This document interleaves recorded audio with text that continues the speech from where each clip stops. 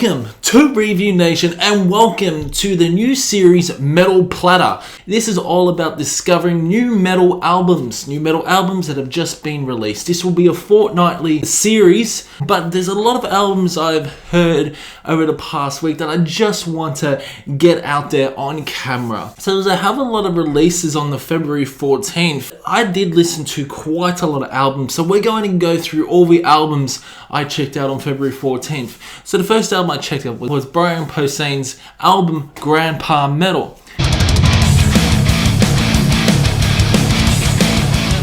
This is a really fun album, it really is, and there's a huge shock factor, especially throughout songs like My Big Fat Rock. But the instrumentals on this album are just fantastic. You get guest vocalists as well, and even Gary Holt's on Satan's Kind of a Dick. Overall elements and the balance of this album is just fantastic. Like, Brian Posehn knows how to make a metal album, he really does.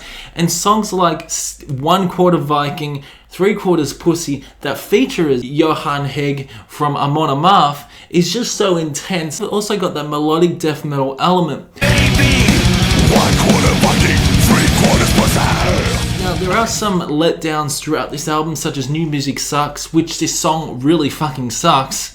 That song sucks ass. And then you got New Music Sucks Reprise, which is an alright song. Now, New Music Sucks is basically Brian as Grandpa Metal talking all about new artists today. About Kanye West, Imagine Dragons and all that shit. Although it's got a really good concept and how new music sucks, the fucking song sucks. And Brian did that on purpose. But you also got Corey Taylor within one song called The Fox. What did the fox say? Interesting song, very interesting song. It's quite catchy as well. What does the fox say? Overall, it's a pretty tight and cohesive album, it really is.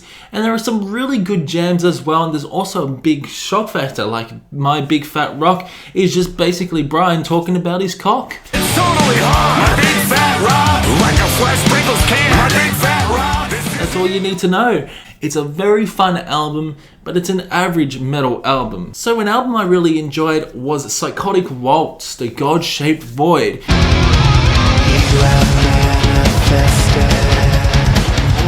A very interesting album overall, quite progressive, but man, it's been 24 years since they released their last album. Now, their last album was really good as well, and this album is good, but it's a bit of a step down from their last album. I kind of wanted the songs to be a little bit longer. Devils and Angels is a very good song, along with Stranded as well. We got these 3 to 4 minute songs that at times sound quite like progressive generic metal. Sisters of the Dawn is a really good song. I really love the guitar solos throughout this album as well, and the riffs on this album are quite contagious.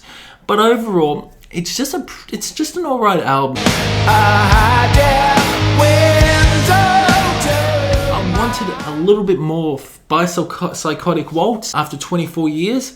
While the Spider Spins is quite a melodic song. So if you like progressive metal, if you like Psychotic Waltz, maybe check out The God-Shaped Void. We move on to Diabulus in Musica, Euphonic, Entropy.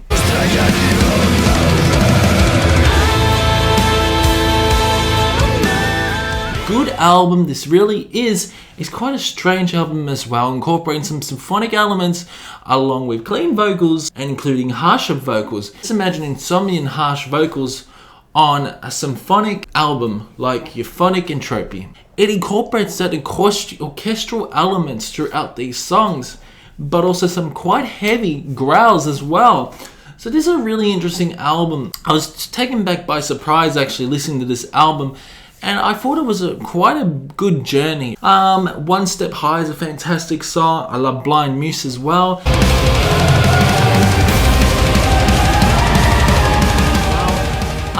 Yeah, this album does flow quite well, and there's nothing really bad I can say about it. But is it my cup of tea? I'm not too sure whether it's my cup of tea or not. It doesn't make me want to listen to it again. I have listened to it again. I thought it's a very good album. This album does grow on you. It does slightly grow on you. Like Blurred Dreams is a fantastic song. Really love those gritty guitar riffs throughout this album as well, along with nice solos. And those symphonic elements are quite heavy in tone, especially throughout this album. So one band I was very impressed was Necrowretch and the album The Ones from Hell.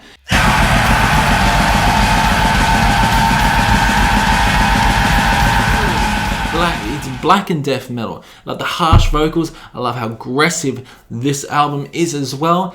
And songs like Darkness Supreme is so damn heavy. Got some really nice guitar licks along with riffs, and also some really nice solos as well. Codex Obscuratus, what an amazing song that is.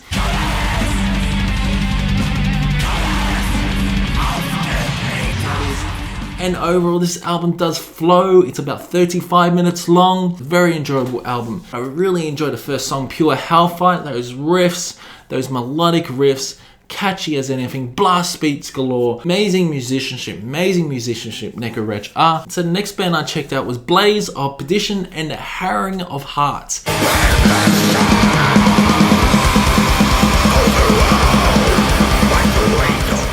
Very cool album this will definitely make it onto my list for sure for February. Suffering Made Bliss, at times very melodic, incorporate those clean vocals, especially that chorus, and then incorporate those harsher vocals. There are blast beats, there are crazy riffs throughout this album, and it's just a fun time. I think it's a black and death metal album. I'm not too sure. Love his intense vocals throughout this album, but incorporates cleaner vocals throughout this album as well. Moonchild's a fantastic song. I just love how harsh and intense his vocals are. With Man's Faith is a good song as well. But if you listen to Suffering Made Bliss, that chorus is so damn catchy. It really is. It'll get stuck in your head.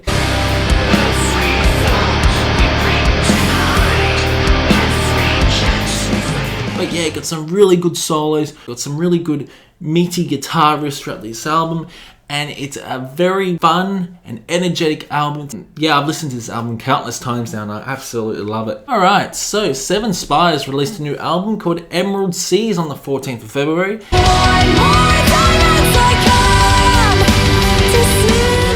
know what, I was very impressed. The songs are short, but they're sweet. And she incorporates at times some black metal elements throughout some of these songs. Her vocals are very dynamic in range. I love her cleans. I love her harsh vocals.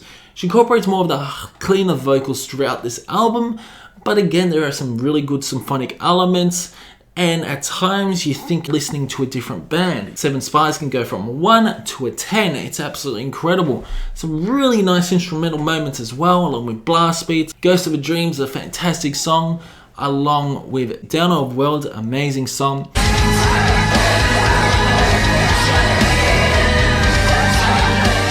Really good album.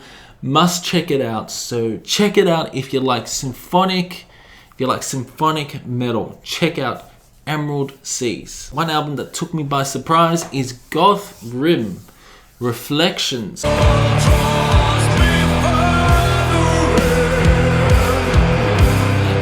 Okay, so this is a doom metal album, and my god, you swear you're listening to, at times, Black Sabbath. Those riffs replicate Tony Iommi's riffs. They really do. Some of these songs are absolutely amazing. It's very doomy. Got the atmosphere layout as well. It's just an absolutely magnificent album.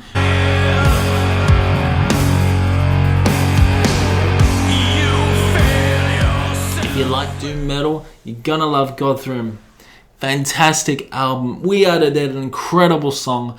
Cursed Are the Many, a very melodic sort of album as well. His vocals are really good as well. It's just overall fantastic album. The riffs are amazing. The next band I checked out was Black Royal and their album Firebright.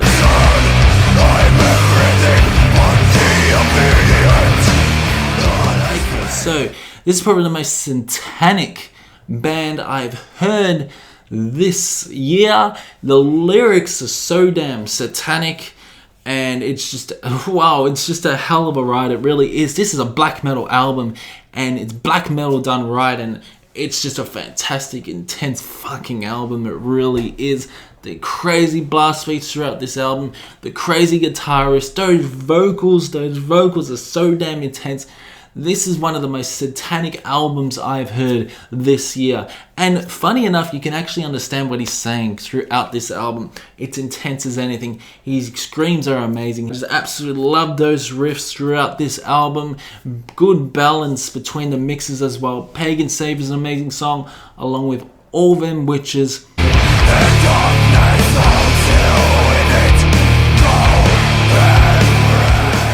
I really love that interlude as well, 313, creating that atmosphere. But Fire Bride for the Dead Travel Fast, absolutely magnificent album you guys need to check out.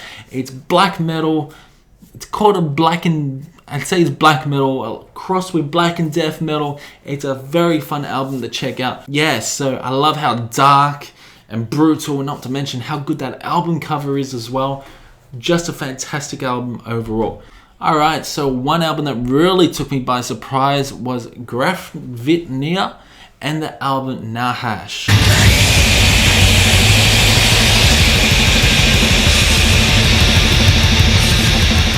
Okay, so this is full black metal. This is a full-on black metal album.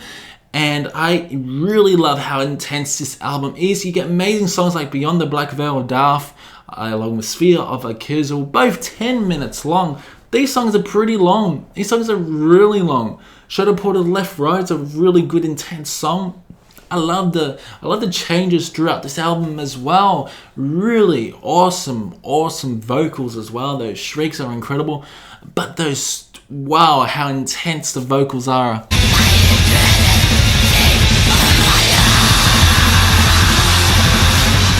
Really nice guitarist along with solos as well. Some symphonic elements throughout this album as well. It's just a really enjoyable album to listen to. If you like black metal, you gotta check out Grafvitnia. Fantastic album, it really is. So the next album is Plague and the album Portraits of Mind.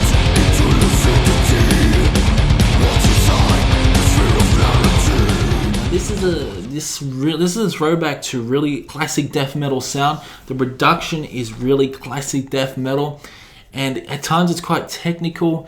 The riffs are very catchy. The vocals are intense and anything. The vocals really remind me of something out of Death Doom. It's got those really harsh and aggressive vocals, and it really matches the intense instrumentals throughout this album. It's really nice solos.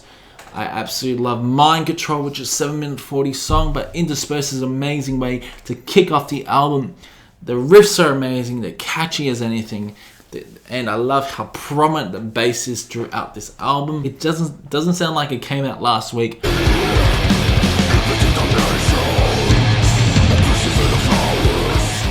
It's a very cool album, really cool, and I really did enjoy it. And this album does grow on you, it really does. Maybe after the first initial listen you might not really gravitate towards it, but in the second and third you really will enjoy it. So I advise you to check out Plague, Portraits of Mind. Alright, so Dzö-nga finally released an album called Thunder in the Mountains.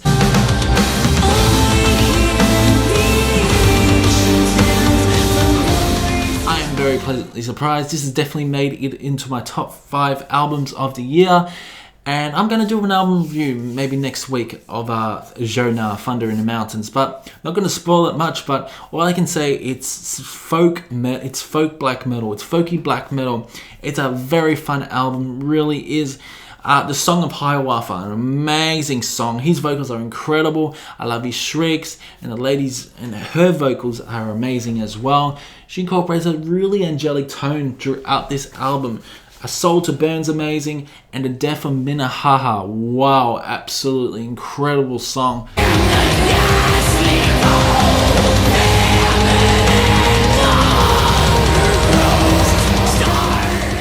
Amazing transitions, amazing changes throughout this song as well.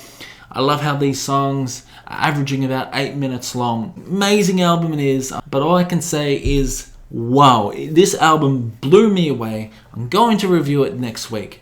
Thunder in the Mountains, Dzö-nga. Fantastic album. Alright, so finally the last album I checked out was Suicide Silence and Become the Hunter. Don't kill me! I won't die!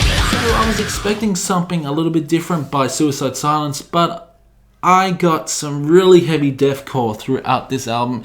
So they completely changed the sound and went back to their normal sound, which was interesting because I think they copped a bit of flack from the album, but I actually enjoyed the experimental side of Suicide Silence. So when I heard this album, I was a little bit, wow, okay, so this is interesting.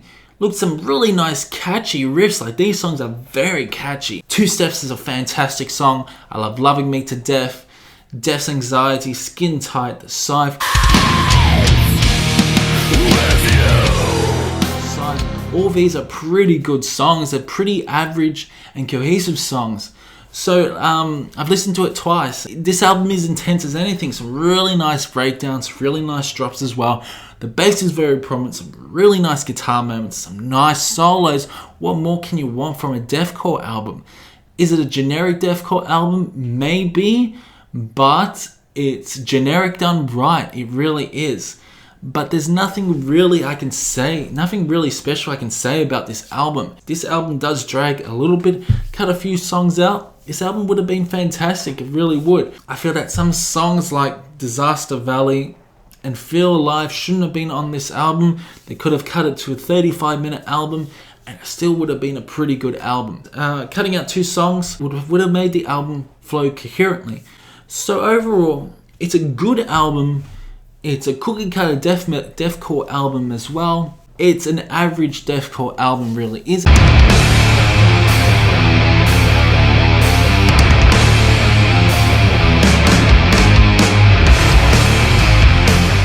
Hey guys, I hope you did enjoy the new series, the Metal Platter. Next week I'll be reviewing some more albums. What I'm really looking forward to is the Polaris release. God, I'm so excited about this album. I really am. I know it's a metalcore album. Polaris are one of my favorite bands. I absolutely love them. But I will definitely be reviewing the Polaris album on this channel. Yeah, so guys, stay tuned for the coming weeks for no more album reviews. Join me another fortnight on the Metal Platter, where we'll be discussing more new albums for February. So comment below if you enjoyed this new series, and keep discussion going in the comment section below, and comment below what albums you have heard this month as well. Also, maybe tell me your top 10 favorite February albums. I'll be also doing the top 20 metal albums of February after the month has ended. So plenty new releases to really sink your teeth in. So yeah, get involved with the new albums. Keep discussion going in the comment section below. Subscribe if you want. And I will see you in the next one.